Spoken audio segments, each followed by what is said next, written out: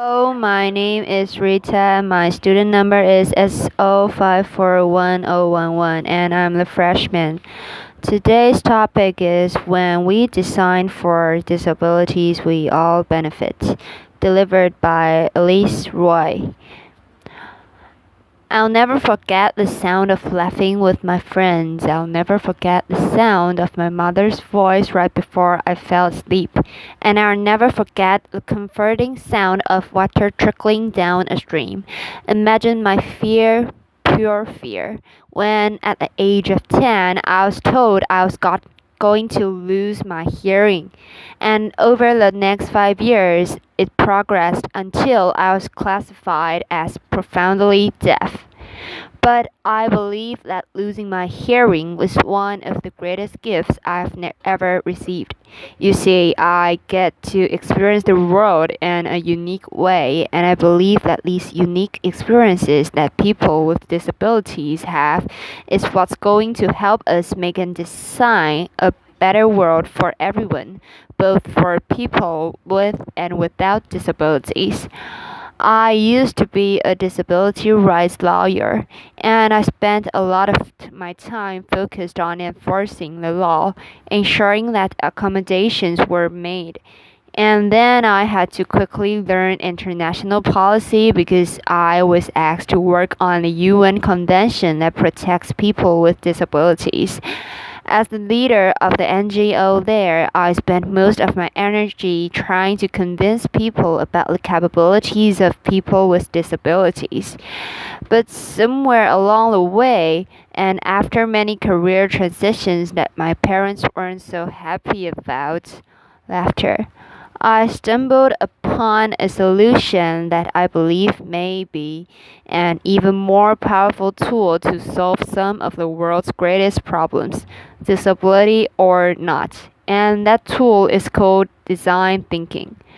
Design thinking is a process for innovation and problem solving. There are 5 steps. The first is defining the problem and understanding its constraints. The second is observing people in real life situations and empathizing with them. Third, throwing out hundreds of ideas. The more, the better. The wider, the better. Fourth, prototyping. Gathering whatever you can find to mimic your solution, to test it and to refine it. And finally, implementation, ensuring that the solution you came up with is sustainable. Warren Berger says that design thinking teaches us to look sideways, to reframe, to refine, to experiment, and probably most importantly, ask those stupid questions. Design thinkers believe that everyone is creative. They believe in bringing people from multiple disciplines together because they want to share multiple perspectives and bring them together and ultimately merge them to form something new. Design thinking is such a successful and versatile tool that it has been applied in almost every industry.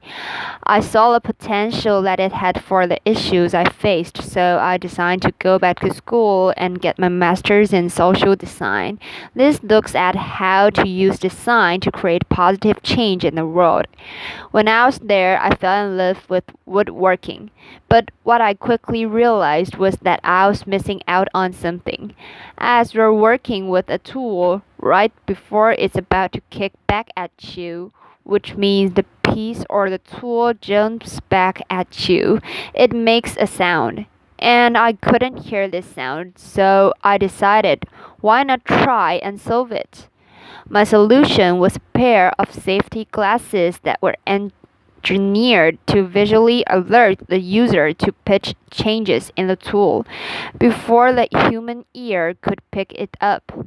Why hadn't tool designers thought of this before? Laughter. 2 reasons. One, I was a beginner. I wasn't weighed down by expertise or conventional wisdom. The second is I was deaf.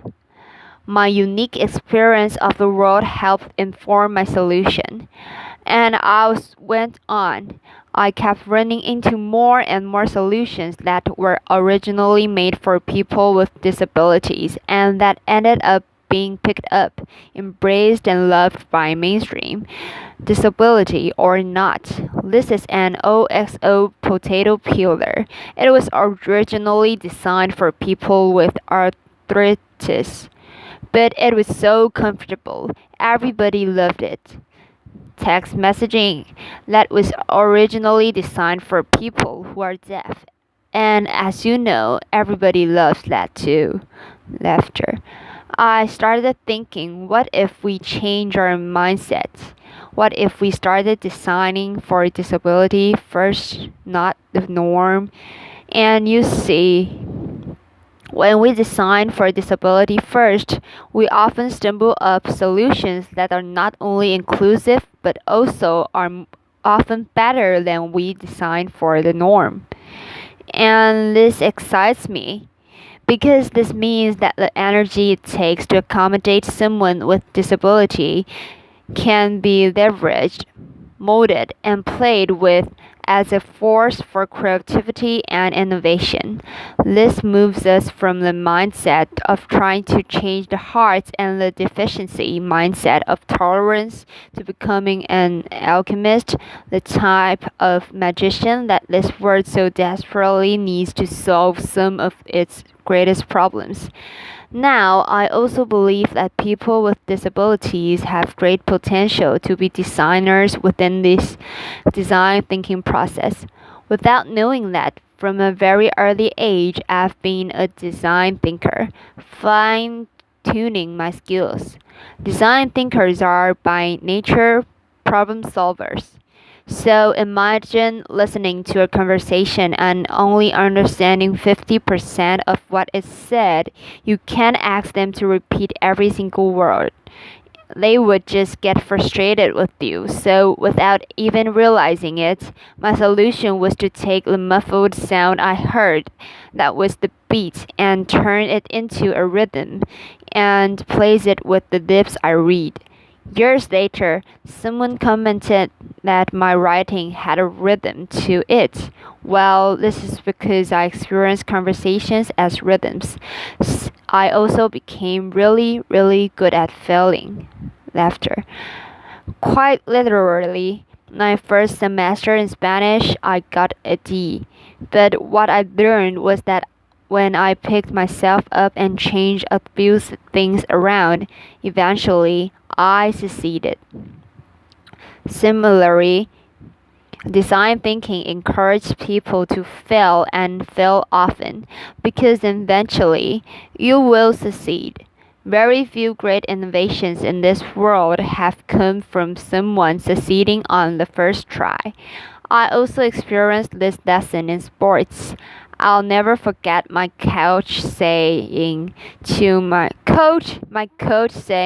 mom, if she just didn't have her hearing loss, she would be on the national team. But what my coach and what I didn't even know at the time was that my hearing loss actually helped me excel at sports.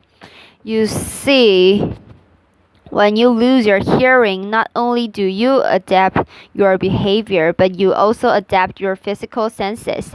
One example of this is that my visual attention span increased. Imagine a soccer player coming down the left flank.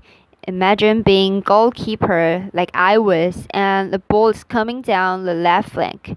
A person with normal hearing would have the visual perspective of this. I have the benefit of a spectrum this wide.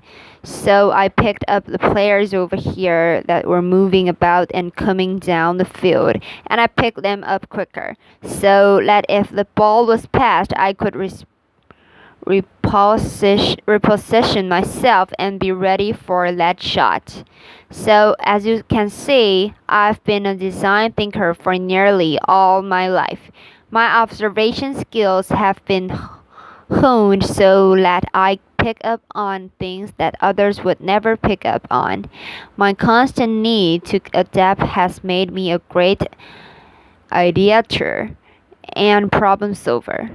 and I've often had to do lists within limitations and constraints. This is something that designers also have to deal with frequently. My work most recently took me to Haiti. Design thinkers often seek out extreme situations because that often informs some of the best designs, and Haiti, it was like a perfect storm. I lived and worked with 300 deaf individuals that were relocated after the 2010 earthquake, but 5.5 years later, there still was no electricity. There still was no safe drinking water. There were still no job opportunities. There was still rampant crime, and it went unpunished. International aid organizations came one by one, but they came with predetermined solutions. They didn't come ready to observe and to adapt based on the community's needs.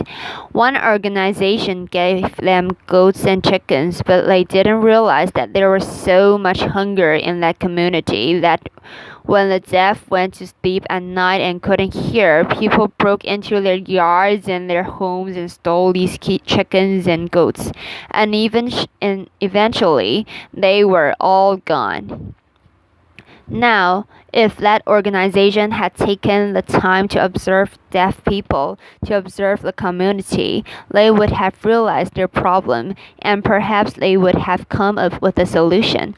Something like a solar light, lighting up a secure pan to put them in at night to ensure their safety. You don't have to be a design thinker to insert the ideas I've shared with you today. You are creative. You are a designer. Everyone is. Let people like me help you. Let people with disabilities help you look sideways. And in the process, solve some of the greatest problems. That's it. Thank you. Applause.